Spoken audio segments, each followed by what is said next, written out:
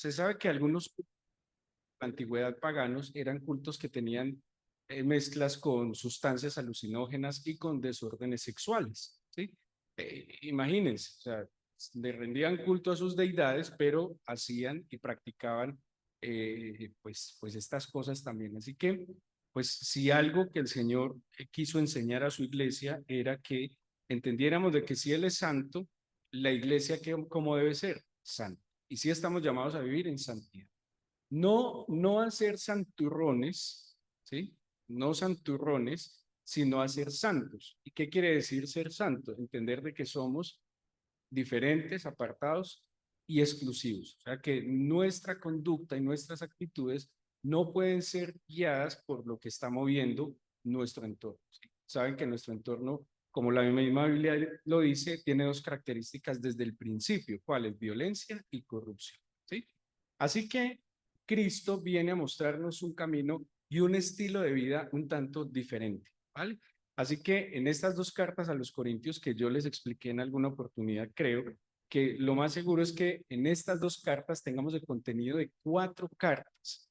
¿Sí? Cuatro cartas, se sabe que Pablo por lo menos le escribió a los Corintios y mirándolo de manera detallada se pueden identificar estas cuatro cartas en las dos que nosotros tenemos. ¿Qué le está diciendo Pablo aquí a propósito que hoy es nuestro culto de comunión?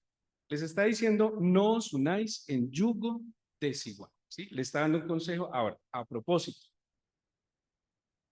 el Señor nos concedió libre albedrío y pues el Señor nos aconseja, nos da direcciones, la Biblia dice mandamientos, estatutos, pero en ese libre albedrío cada uno de nosotros tiene o toma la decisión de qué, de acatarlos o no, ¿sí? De obedecerlos o no. Cada uno toma las decisiones, solo que el Señor nos da a nosotros la opción de tomar las mejores decisiones. Lastimosamente, ¿cuáles son las decisiones más fáciles de tomar? Pues generalmente las que no nos convienen, las que van en contra del principio que el Señor ha puesto para la humanidad. ¿Sí? Ahora, en esto que vamos a ver, pues es un consejo, no es tan fácil como muchas otras cosas no son fáciles en este camino, como muchas cosas no son fáciles en muchos caminos. ¿Ustedes creen que, por ejemplo, la vida de un deportista de alto rendimiento es fácil? No, no debe ser fácil, ¿sí? La vida, por ejemplo, de un científico, ¿creen que es fácil? Seguramente no. Y un científico estudia mucho y toda la vida, ¿qué tiene que hacer? Estudiar y es muy sacrificial, ¿sí? Eh, ¿Se acuerdan de una película que dieron antecitos de pandemia que se llamaba Contagio? ¿Se la vieron? ¿Qué le pasó a la médico que estaba investigando la cura para ese virus?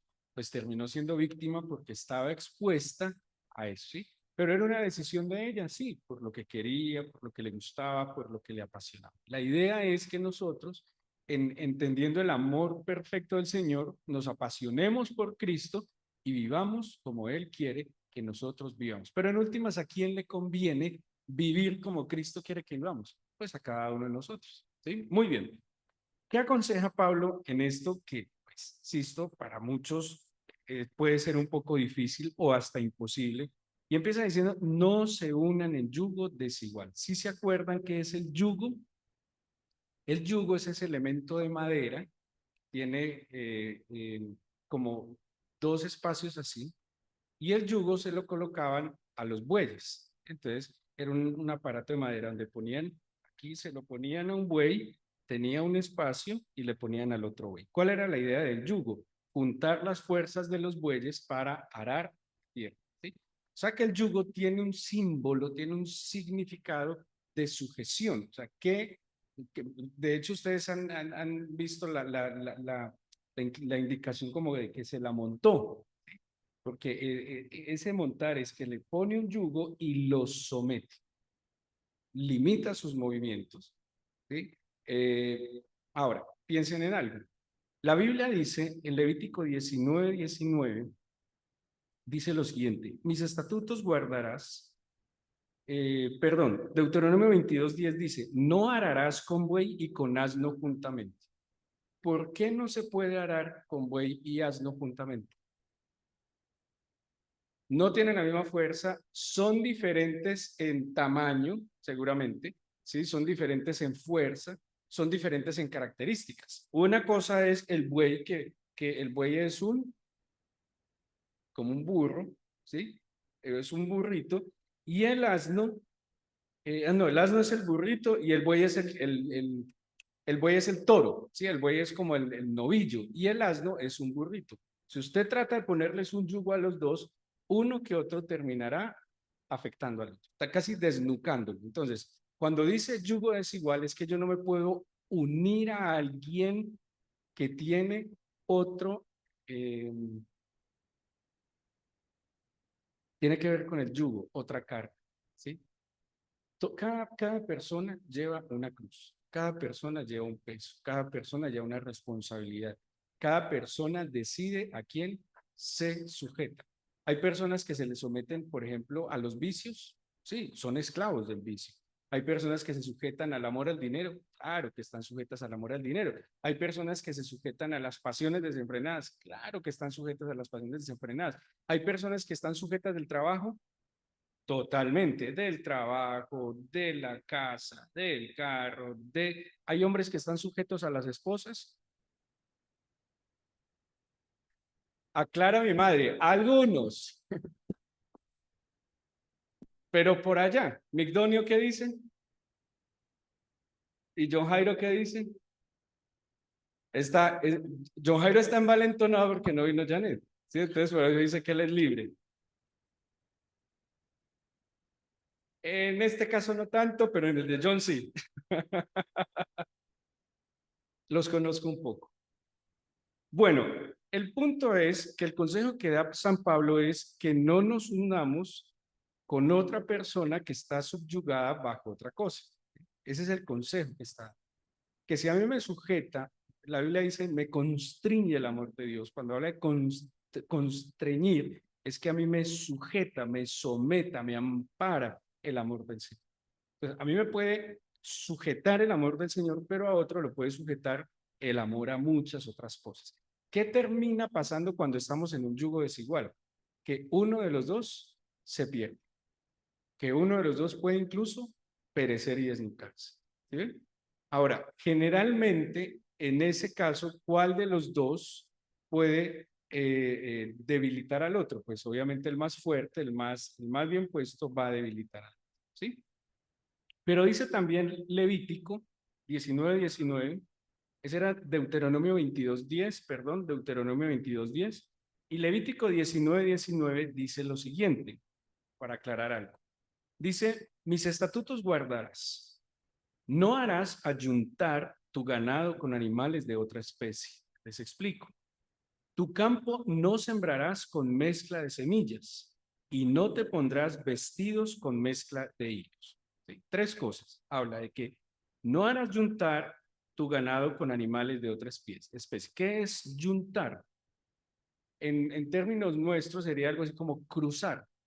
No harás que engendren animales de diferentes especies. ¿Sí? Eso es lo que está diciendo. O sea, no. Por ejemplo, ¿ustedes creen que la mula contradice la Biblia? La mula contradice la Biblia, ¿sí? Porque son dos animales, aunque ellos son equinos, ¿no? Ambos sí son equinos. No, mal ejemplo. No aplica porque la burra el burro y la yegua son equinos, ¿sí? Son de la misma especie, con características diferentes. No aplica. No sé. Gato tigre. El que gato tigre también es de la misma especie, tampoco. Pero no, un gato con un tigre, alguno de los dos va a perecer ahí. Pero lo que aconseja la Biblia es que no haya mezcla, son como esencias y naturalezas, ¿sí? Entonces está diciendo, primero los animales no los mezcle, no mezclen las semillas. Mire por ejemplo, ¿se acuerdan del tomate injerto? ¿Qué es el tomate injerto? Es mora con tomate de árbol, ¿sí? Eso la Biblia dice que eso no lo debíamos hacer, ¿sí? Mire, nosotros alteramos tanto la naturaleza y eso a la postre va a traer un problema de alimentación en el mundo. ¿Sí? Eso a la postre va a traer un problema de alimentación. ¿Por qué? Porque en estas alteraciones genéticas que le están haciendo a las semillas, haciendo que las plantas produzcan más, ¿qué está generándole a las plantas? Esterilidad. ¿Sí? El deber ser en la naturaleza era que cada fruto diera semilla y esa semilla al sembrarse diera más fruto y se multiplicara. Aunque es una experiencia de locos comerse una sandía sin pepas. ¿Sí? ¿Han comido sandía sin pepas? Eso es. Para mí lo mejor es la sandía sin pepas porque pues comer sandía me maluco por las pepas. Aunque es una experiencia muy agradable comer uvas sin pepas. Comer, ¿cuál es la otra sin pepas que hay? Mandarinas sin pepas, naranjas sin pepas.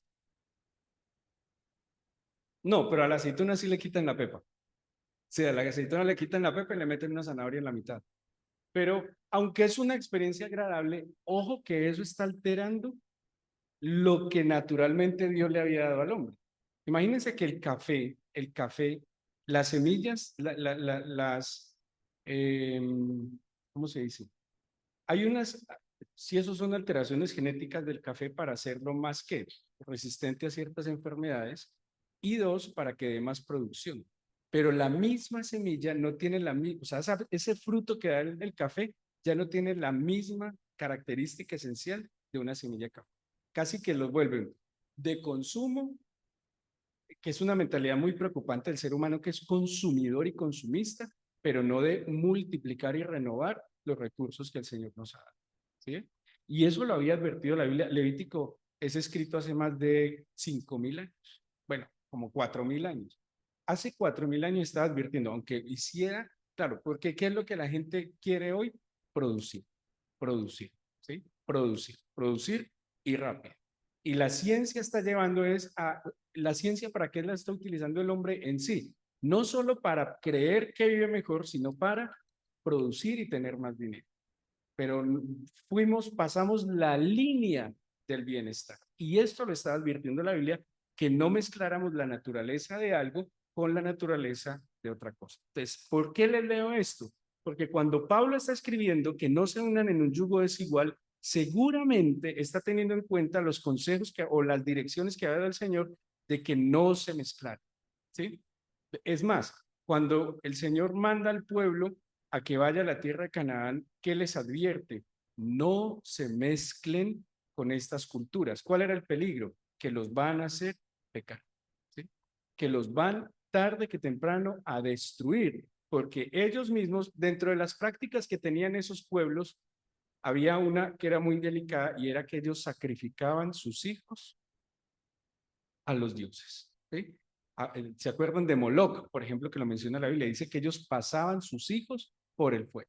Entonces, cuando usted se mezcla, cuando usted tiene una naturaleza, pero usted empieza a mezclarse, ocurre algo que los judíos asumen que es el más grande peligro que ellos tienen y es la asimilación.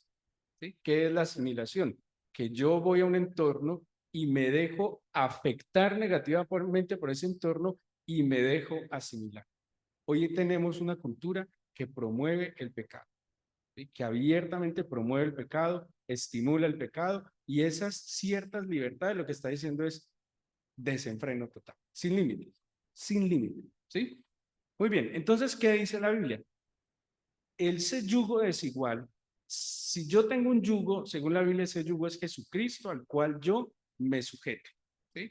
O sea, yo inclino, de hecho es una postura de humildad. Cuando yo inclino mi rostro, cuando yo doblo, esto se llama cerviz en los animales, cuando yo inclino mi cerviz, ¿qué estoy demostrándole al otro? Que yo estoy sujeto. Ustedes han visto cuando los perros se empiezan como a matonear. El perro que se sujeta al otro, ¿qué hace? Le baja la cola y le baja la cabeza. Entonces el otro ya sabe que él es el que tiene dominio y lo deja quieto. Ese es el yugo que nosotros tenemos delante del Señor, que yo le estoy diciendo, Señor, yo creo en ti, yo tengo temor de ti, yo te amo a ti, Señor, y yo me sujeto a lo que tú me digas. Pero ¿qué sujeta a los demás? Muchas cosas, todas y más de las que les mencioné. Entonces, con los incrédulos. Y aquí va a desenmarañar un poco esto del yugo desigual. Entonces, porque plantea 4 preguntas. Habla del compañerismo, habla de la comunión, habla de la concordia y de tener parte que. todas estas 4 características que les menciono son características ¿de qué? Cuando hablamos de compañerismo, de comunión, de concordia o de tener parte con. ¿Eso qué caracteriza?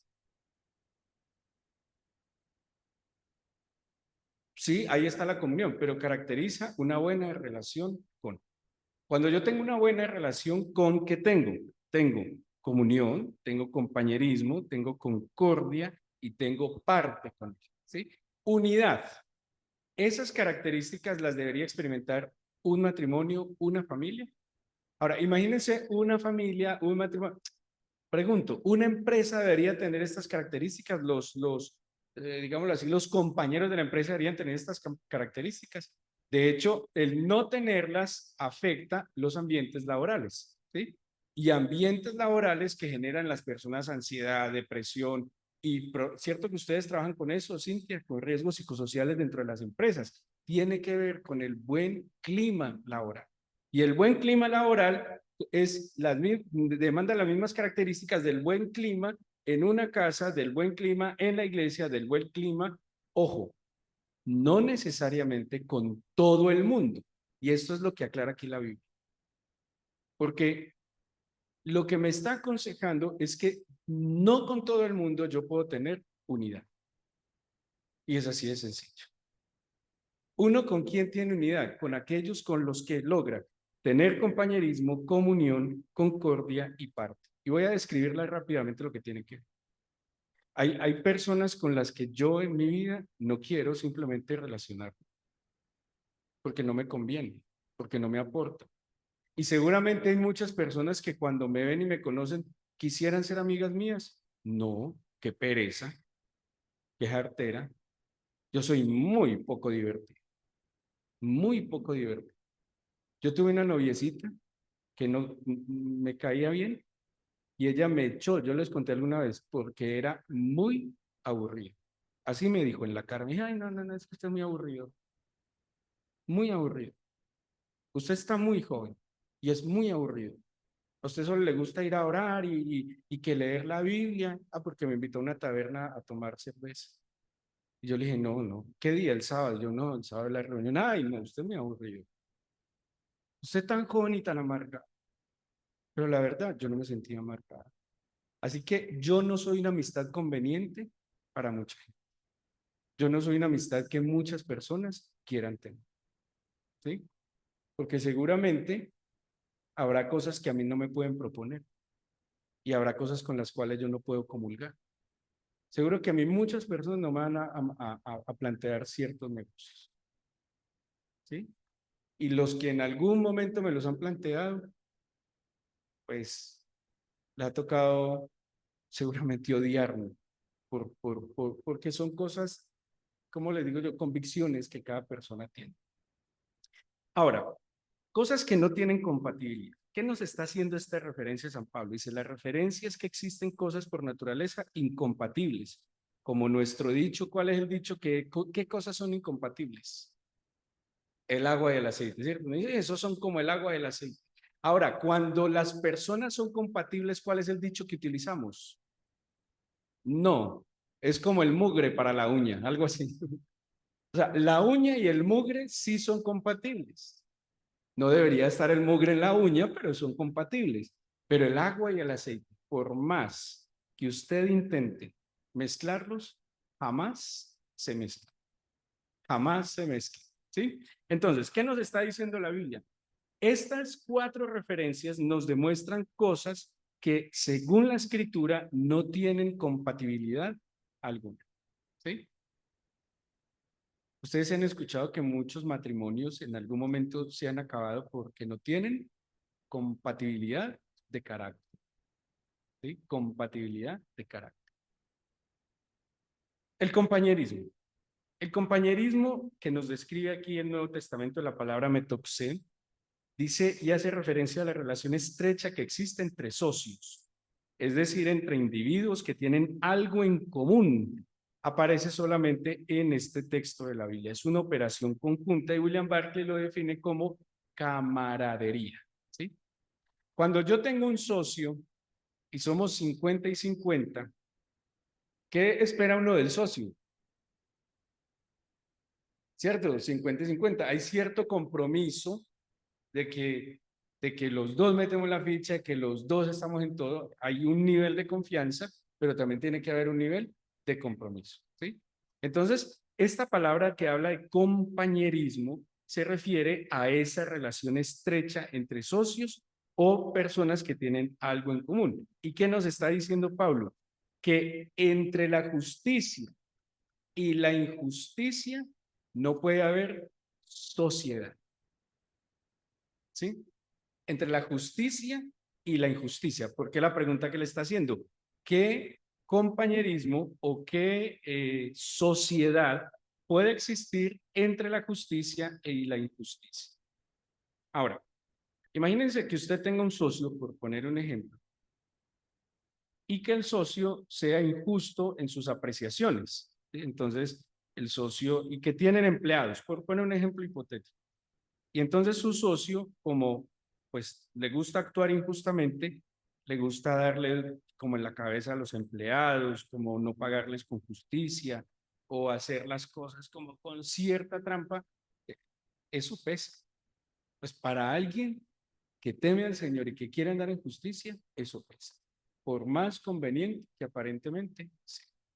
Eso es lo que está diciendo el Señor. Si usted ha sido justificado, si usted conoce la justicia del Señor y si usted trata de obrar con justicia hacia los demás, usted no puede asociarse con alguien que está pensando en la injusticia, con alguien que está pensando contrario a lo que hay en su corazón. Además, quiero decirles, es un desgaste tan fuerte que el injusto termina afectando al justo, porque eso desgasta la cabeza.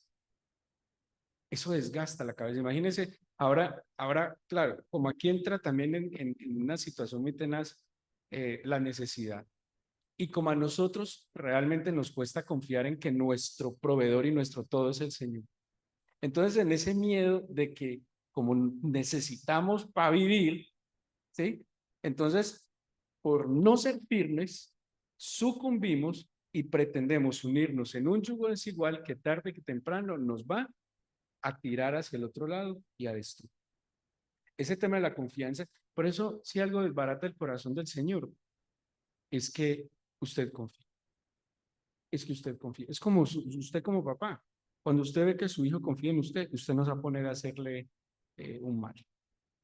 Yo como padre siento más compromiso ante la confianza de mis hijos. A mí no me gusta trato, ¿no? Trato, se me sale a veces la humanidad. Por ejemplo, a mí no me gusta hacer bromas ni asustar. Y una vez me dio por asustar a Simón y Daniela y me reí un poquito, pero luego me dio mucha vergüenza, porque lo que les causé fue un sufrimiento. Claro que el susto fue muy interesante. No, yo quería probar si eran chicos de fe o no. A ver si decían, Señor, líbranos. No, ¿cuál Señor, líbranos? Pero no está bien, ¿sí? Si confían en mí, ¿yo cómo voy a traicionar esa confianza? Asimismo, cuando usted confía en el Señor, tenga la certeza que Él se agrada y que Él no le va a quedar mal. Él no lo va a dejar desamparado. Él no lo va a dejar, como dice el dicho, colgado en la brocha. Puede que hasta el último momento, es que como el Señor tiene tanta paciencia, él tiene muy bien los tiempos. Cuando usted tiene un compromiso el 15, ¿desde cuándo se estresa? Yo desde el 16. O sea, no, desde el 16. No, antes, o sea, 29 días antes. ¿El Señor se estresa? No, Él solo está esperando. Confíe. El 15 hablamos. Y uno, Señor, hasta el 15 hablamos. Y el 15, si usted confió, llega, llega. Porque Él nunca. ¿Sabe qué me decía mi esposa en esta semana? Que no me lo dijo ella porque el momento lo dice la Biblia. La esperanza no avergüenza. La esperanza no avergüenza. Y a veces a nosotros como que nos da vergüenza tener esperanza todavía en que el Señor va a hacerlo. Y Él lo va a hacer. Seguro que lo va a hacer. Dice entonces el siguiente, entonces no puede haber sociedad entre la justicia y la injusticia. Barclay dice entre la integridad y la ilegalidad. Me parece muy buena esta definición. Si usted es íntegro en sus asuntos, ¿cómo puede asociarse con un, qué dice acá? Ilegal. ¿Sí? Esto es difícil, ¿o no? Usted puede poner en juego su propia vida y su seguridad por pararse en la raya en la justicia y en la integridad. Claro que sí, claro que sí. Usted le dice, vea, hermano, el negocio es este, la participación es, y usted se para y usted se pone en el ojo del huracán. Pero la Biblia dice que hay que temer primero a Dios que a los hombres. Hay que temer primero a Dios que a los hombres, porque eso puede ser momentáneo y la recompensa siempre vendrá, tarde que temprano, a veces para nuestra perspectiva temporal, más tarde que temprano, pero llega, llega porque Él es bueno y justo. Pero luego nos está diciendo que, ¿cuál es la segunda pregunta? Espérame que yo me perdí, 6:14. La segunda pregunta dice, ¿qué compañerismo tiene la justicia? Perdón, la segunda, ¿qué comunión tiene la luz con la oscuridad? Comunión, ¿qué es comunión? Coinonía, ¿qué es coinonía? Tener las cosas en común. Dice que es la base del compañerismo, es la base de la amistad. Barclay dice la asociación. Miren que la palabra anterior se refiere más a sociedad, donde hay como unos términos económicos, podríamos decirlo así. Pero cuando hablamos de comunión, ya no se limita a los términos económicos, sino a la vida misma. En sí, ¿qué es comunión? Como nos lo describían por el latín, sería una unión común. ¿Usted está llamado a tener comunión con todo el mundo? No, porque la comunión implica intimidad. Para usted tener comunión con alguien, tiene que tener intimidad. Y la Biblia advierte mucho con quién debemos tener comunión. ¿Usted permitiría que todo el mundo entrara a su casa? ¿Usted dejaría que cualquier persona entrara a su habitación? ¿Cierto que no? Ni subiría cualquier persona al carro. ¿Sí ve? Porque toda pequeña puerta que yo pueda abrir, es que de verdad uno no sabe a quién le está abriendo la puerta en su vida y en su casa. No solo porque le roben o le hagan, no, es a quién le está abriendo la puerta. ¿Cuál fue la principal causa de la caída de Sansón? Que Dios tenía un propósito para Sansón. Es el primero en el Antiguo Testamento que dice que nació con un propósito. ¿Y cuál fue la caída de Sansón? Que le abrió la puerta del corazón, ¿a quién? A Dalila, a la bandida de Dalila, que terminó perdiendo. Mire, ¿usted en quién confía? ¿Quién le abre el corazón? ¿Quién le habla al oído? ¿Quién es su consejero? A veces, en vez de ir al que dice la Biblia que es consejero, admirable, príncipe de paz, le abrimos el corazón a cualquiera y cualquiera sabe nuestra intimidad, cualquiera sabe nuestra vida, no, uno tiene que ser reservado, porque cuando usted no intima y tiene comunión, como dice aquí la Biblia, con los íntegros, con los justos, ¿sí? Con la luz, y usted le abre el corazón al que está en las tinieblas, ¿sabe para qué utiliza esa información? Para hacerle daño. ¿Cuántos no los chantajean? ¿Cuántos no los atracan? ¿Cuántos no los secuestran? ¿Cuántos no les hacen daño? Por abrir el corazón a quien no debía. Sus asuntos son sus asuntos. Trátelos primero con el Señor y trátelos con alguien que en verdad usted tenga comunión en el Señor. Sea buena gente. Hola, ¿cómo estás? ¿Cómo estás? Bien. Pero hay gente que, ¿cómo estás? Ay, si te contara. Y a todo el mundo le cuenta. Y empieza a contar, no, y entonces el domingo a las 10 vamos a salir, la casa queda sola. Y los perros están enfermos, que el sistema de seguridad se nos dañó, ¡ay, qué preocupación! Y el otro echa. Usted no sabe quién nos escucha. Usted no sabe. Mira, una vez nos metieron, cuando estábamos en la cruzada, nos metieron a un distrito a la hora exacta, con todo, y llegaron preguntando por cosas exactas. ¿Dónde está fulano que tiene los diezmos? ¿Dónde está fulano que va a consignar de qué? ¿Dónde? Oiga, así, exactico. Y uno de ellos cogió mi Biblia. Yo no estaba, gracias al Señor, yo estaba en una cita médica, pero se sentó en mi escritorio, cogió mi Biblia y dijeron, "Ja, ja, ja, esta es la única arma que ustedes tienen acá", decía el desgraciado. Y ahí dejó todas las huellas. Entonces la Biblia fue una prueba que pues, no sirvió para nada, pero bueno, quedaron en, quedaron, quedó en la Biblia, después tocó desinfectar mi Biblia. Pues increíble, llegó con información detallada. ¿Saben cómo entró? Pidiendo ayuda. Qué burla de mí, chico. Sí, sí, llegó pidiendo ayuda espiritual. Entonces, ay, es que esto es una iglesia, pueden orar por mí. Y el otro, sí, claro, y se puso a orar por él. Dijo, ay, usted me puede traer un vasito de agua. Y cuando fue por el vaso de agua, entraron los otros dos con pinches, había 9 personas ahí, las atracaron 3. ¿Qué cosa? ¿Por qué? Porque a veces abrimos la puerta a quien no debe. Cuídese, usted no tiene que tener comunión con todo el mundo, es su decisión también. Ahora, confiar, pedir consejo.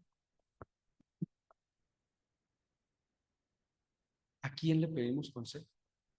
Usted está con problemas económicos y le pide consejo al que fracasa en todos los negocios. Un consejo sobre el negocio. Usted está angustiado y está mal en su matrimonio y le pide favor a sus amigotes que no han decidido cambiar de mujer.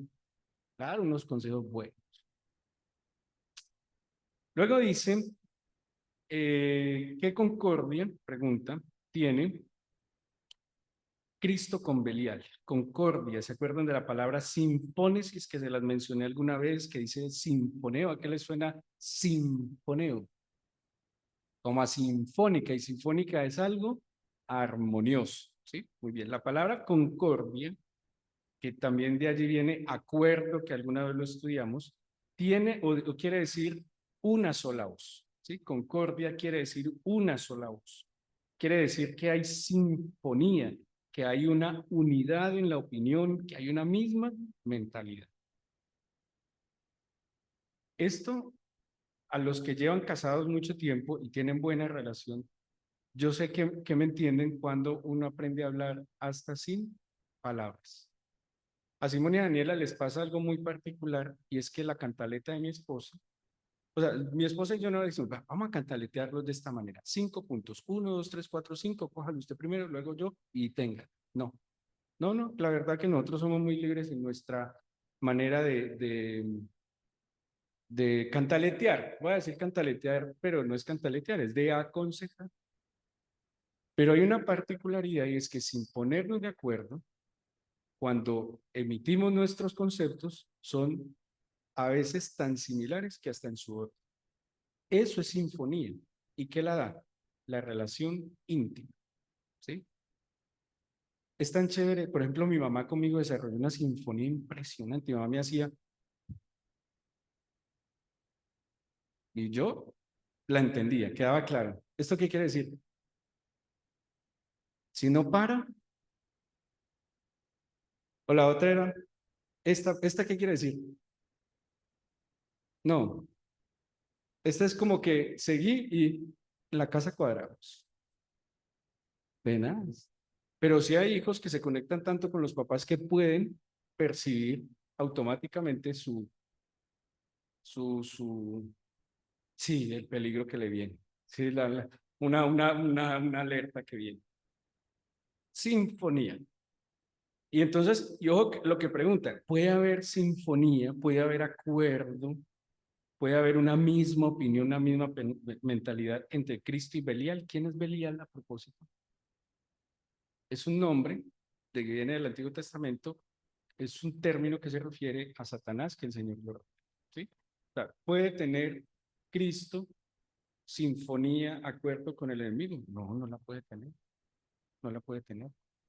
Y la Biblia dice que si yo soy de Cristo, ¿yo qué parte tengo con el enemigo? Y luego habla, cuando dice qué parte tiene el creyente con el incrédulo, la palabra meris hace referencia a una porción, ¿sí? A una porción, o sea, como qué comparto, qué parte de él es mía y qué parte mía es de él, o sea, qué parte tiene mía el incrédulo y yo qué parte debo tener del incrédulo. Acuerde que estamos hablando de incompatibilidad. Y yo no tengo nada con el incrédulo, ni el incrédulo tiene por qué tener nada conmigo. De verdad que uno tiene que ser muy celoso como cristiano y como creyente con quién intima, con quién se relaciona, con quién se asocia. ¿Cuál es la mejor sociedad que puede tener un cristiano? Les pregunto. Después del Señor, obviamente, perdóname, pero con seres humanos, ¿cuál es la mejor sociedad que puede tener el ser humano? Con la esposa y el esposo. Porque yo no creo que si usted monta un negocio migdonio con Marilucy, Marilucy diga, no, no, dar duro a migdonio. Dele duro en la casa, tírele lo que quiera, pero yo creo que los dos que quieren sacar adelante el negocio. Yo no creo que el otro esté con ventajas con el otro. Y es más, en el esfuerzo y en el tiempo de la labor, ¿ustedes creen que el otro descaradamente se la es recargar al otro? Yo no creo, porque es una sociedad que se fundamenta en el amor. Y en el amor yo siempre procuro que el otro esté bien. No han, las grandes empresas de la historia no han sido empresas familiares que empezaron con los esposos y los hijos, que seguramente en la segunda y tercera generación, por algunos fallos, no le dieron la trascendencia, pero es una empresa exitosa, de verdad que es una empresa exitosa. Es tan exitosa que usted no tiene que decir mucho para saber lo que cada uno hace. Es muy exitosa. Por eso la Biblia habla y advierte que nosotros no tenemos una parte con el incrédulo. ¿Qué sigue diciendo Pablo en el versículo? eh, Seguiría el 16. ¿Y qué acuerdo hay entre el templo de Dios y los ídolos? Y pregunta, ¿qué acuerdo hay entre... yo no me tragué uno. Ya, ¿qué acuerdo? Ya lo voy acá. ¿Qué acuerdo hay entre el templo de Dios y los ídolos? La palabra suk, esta está rarísima, subcatatesis, consentir, quiere decir depositar, implica estar de acuerdo con, consentir, ¿sí? Aprobar, tiene que ver con aprobación. Dice, ¿qué acuerdo, qué aprobación puede haber entre el templo de Dios y los ídolos? Porque se refiere a dos tipos de cultos, ¿sí? El templo de Dios, según la Biblia, ¿cuál es el templo de Dios? Cada uno de nosotros. Dice, más vosotros sois el templo de Dios. O sea, si usted respetara este lugar, porque es un lugar de congregación y de oración, ¿cuánto más debería respetar y cuidar su propio cuerpo? Porque Dios habita es en las personas. Dice, más vosotros sois el Espíritu de Dios. Dice, más vuestro cuerpo es templo del Espíritu Santo, el cual es de Dios y no de vosotros. Por tanto, glorificad a Dios en vuestro cuerpo y en vuestro espíritu. ¿Qué está diciendo Pablo? Entre el templo de Dios y el culto a los ídolos no puede haber acuerdo. Son cuatro cosas incompatibles. ¿Sí? Y miren lo que termina diciendo Pablo en el versículo 16. Porque vosotros, ¿qué sois? Templo del Dios viviente. O sea, ustedes no tienen relación, no deben tener acuerdo con el culto a los ídolos, con la idolatría. ¿Sí?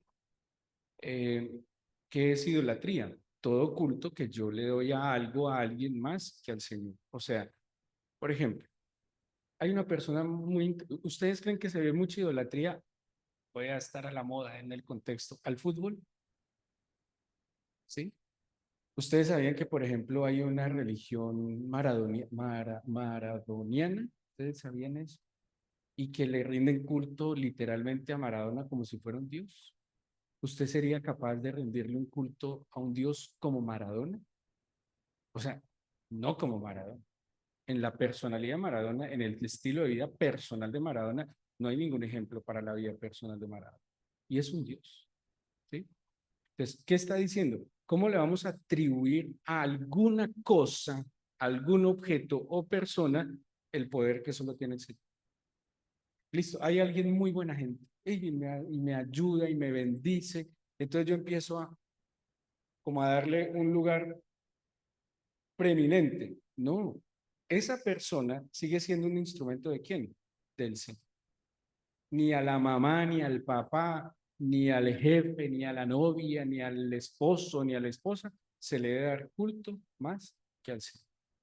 Porque aún todos los que, ¿qué dice la Biblia? Que Dios está en medio de aquellos que me ayudan. O sea, que aún los que me ayudan, los que me bendicen, son un instrumento del Señor. Y eso es lo que le está diciendo. No demos otro culto diferente porque el templo de Dios somos nosotros. Dicen, sigue adelante. Porque vosotros sois el templo de Dios viviente, como Dios dijo, habitaré andar entre ellos, seré su Dios, y ellos serán a mí mi pueblo. Como somos el templo del Dios viviente, ¿qué dice el Señor? Yo voy a habitar en medio de ustedes, voy a andar en medio de ustedes, yo seré su Dios y ustedes serán mi pueblo. ¿Sí? Ustedes serán mi pueblo. ¿Qué implica que Dios está en medio de mí?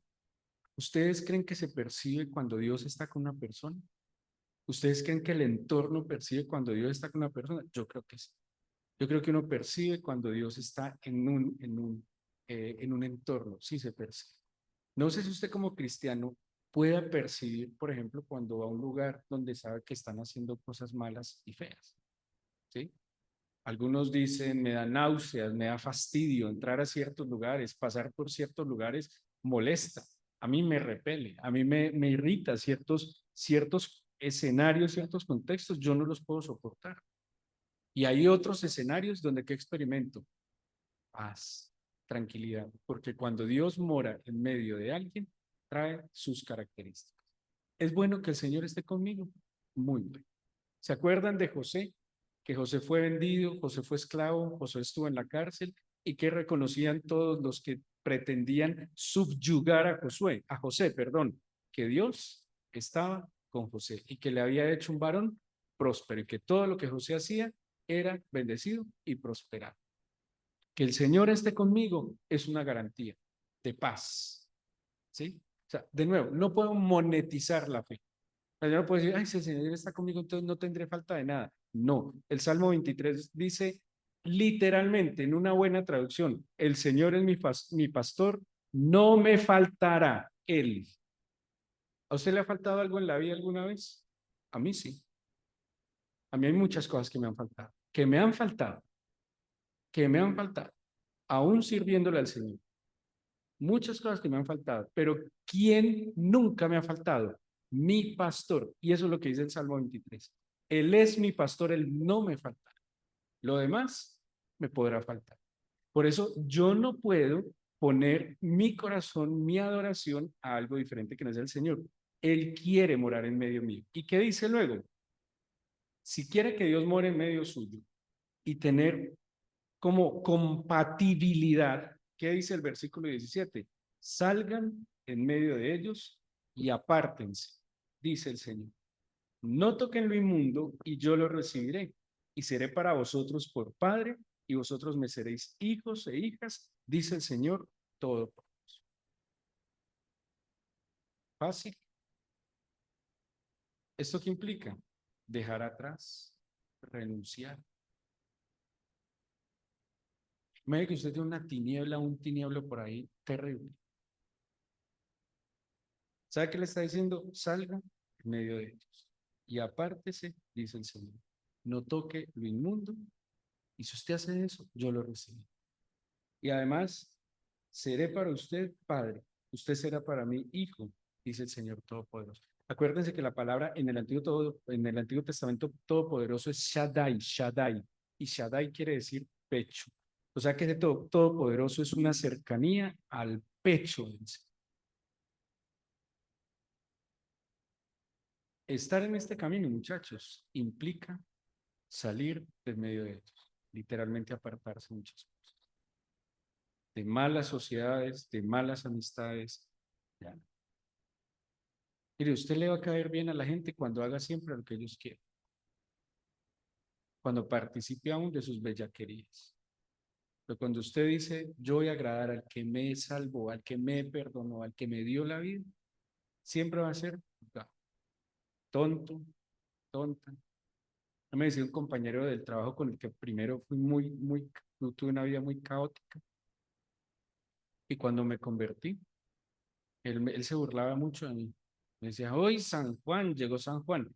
Descontextualizado, porque San Juan con este color de piel. Me debió haber dicho, no sé, San Melchor, seguramente. O San Pedro Claver, seguramente. Y él se burlaba mucho, mucho. Yo le tenía mucho afecto porque prestamos servicio juntos y fue mi primer trabajo legal que tuve con él. Y él me decía, si yo no lo puedo creer, ¿a vos qué te pasó? Y me decía, caíste tan bajo que te tuviste que volver cristiano. Así perdido está. Le decía, si estaba perdido, considero que estaba perdido.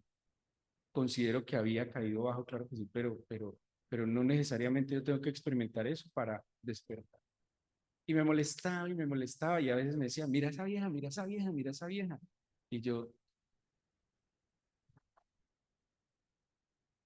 así me molestaba, era una cosa, un acoso terrible, hasta que le llegó el día de la dificultad.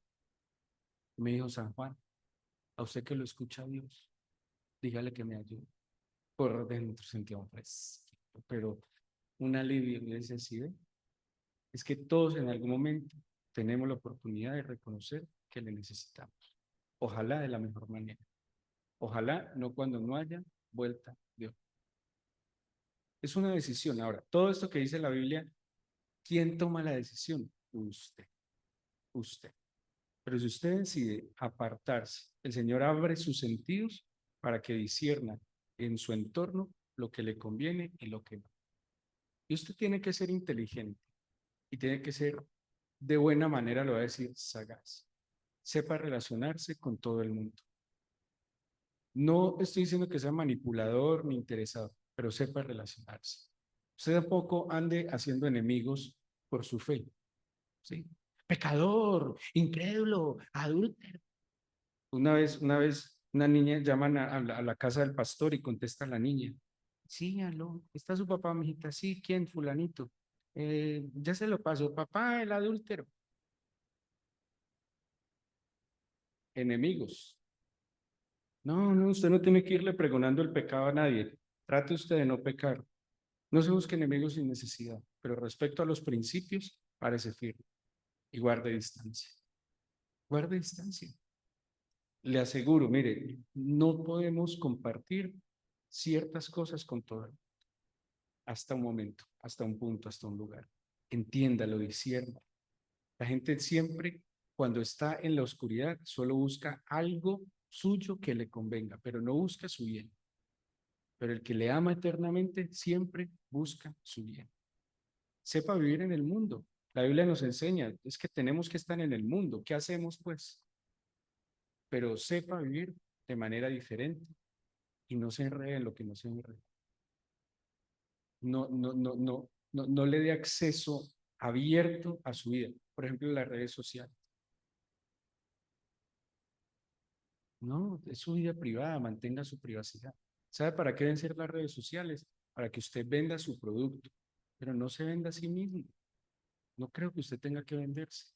Venda su producto y use, claro, venda manilla, lo que usted venda, hágale, pero no se venda a sí mismo, no venda a su familia, no ponga en juego a sus hijos. Que las redes sociales son un peligro.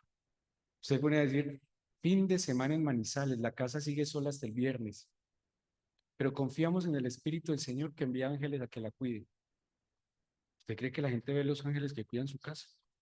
No. Y yo creo que los ángeles no se ponen a tirarle piedra a los ladrones ni nada, ¿no? Los ángeles dicen, ah, sí, Felipe, le está robando la casa que usted puso a anunciar que estaba solo. No, mucho cuidado. Sigan los buenos consejos de la Biblia. Sepan en quién confiar y crean y estén seguros que Él siempre tiene lo mejor para nosotros. Vamos a orar, vamos a celebrar la Santa Cena hoy, que es día de comunión. Acuérdense nuestras condiciones. Bautizo consciente, uno. Y pues vamos a orar para que se ponga de acuerdo con el Señor, que es la confesión. Y la confesión, usted se arrepiente, como dice la Biblia, y póngase de acuerdo. Tercera condición, que usted no esté en enemistado con nadie. ¿Listo? Que si usted peleó con alguien, por ejemplo, le rayó el carro a alguien allí cuando parqueó, no le ha dicho, aproveche y le dice de una vez, pónganse de acuerdo y, y celebremos la Santa Cena. La Biblia dice que hagamos memoria que el Señor murió por nosotros. Antes de orar, ¿van a traer los niños, Clown? Y entonces, ¿qué hacemos? Dime, ¿qué hago? Yo voy a orar ya. Bueno, vamos a recibir nuestros niños que nos van a contar qué tarea tienen los papás esta semana.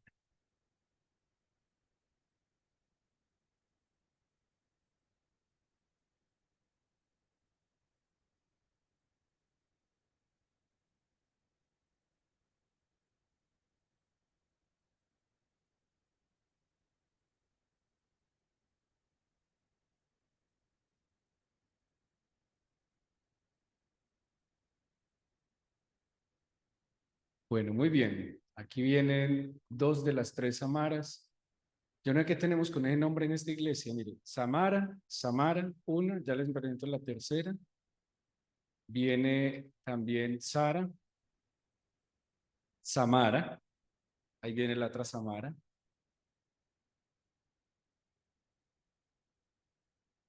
Luciana, Martina. ¿Qué va con las matas?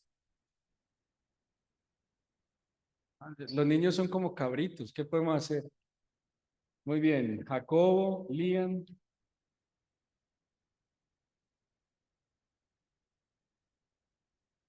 Isabela. Bueno, con este micrófono. Yo creo que este les alcanza. Bueno, Y las Bueno. asistentes Daniela y Oriana. bueno, levanten el muñeco. ¿Reconocen el muñequito? ¿Sí lo reconocen o no? No, yo no. Bueno. El temor, se llama temor. Ok, ahora, ¿qué dice el corazón? ¿Qué dice el corazón que tienen allí? No temeré, no temeré. Muy bien. Lo que hemos hecho es que hay unos sentimientos que vamos a entregarle al Señor todos los días. Los niños se llevan este sentimiento, ¿sí? Conscientes de que el sentimiento es real, existe, ¿cierto que sí? ¿Cuál es el sentimiento que a veces nos da qué? Nos da miedo, ¿sí? Pero sabemos que si el Señor está con nosotros, no temeremos. Esa es la realidad. Ahora, ellos aprendieron una canción, el Salmo 27, y vamos a escuchar qué es lo que dice la canción. ¿Listo? 1, 2 y 3. 1, 2 y 3. Pues que tú eres mi luz y mi salvación. Bonita está.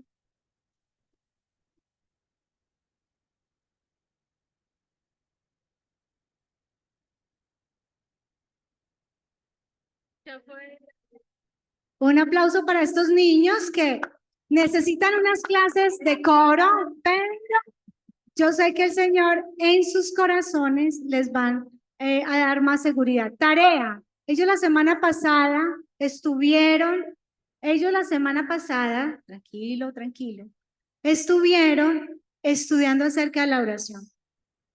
Qué bueno aquellos papitos que estuvieron pendientes de que esa oración se hiciera durante toda la semana. Toda la semana es necesario que oremos para que Dios tome los temores y que ellos le entreguen su corazón al Señor. Y hay un versículo que ellos se llevan ahorita en sus cuadernos y les pido por favor que me ayuden a reforzar el tema. Listo.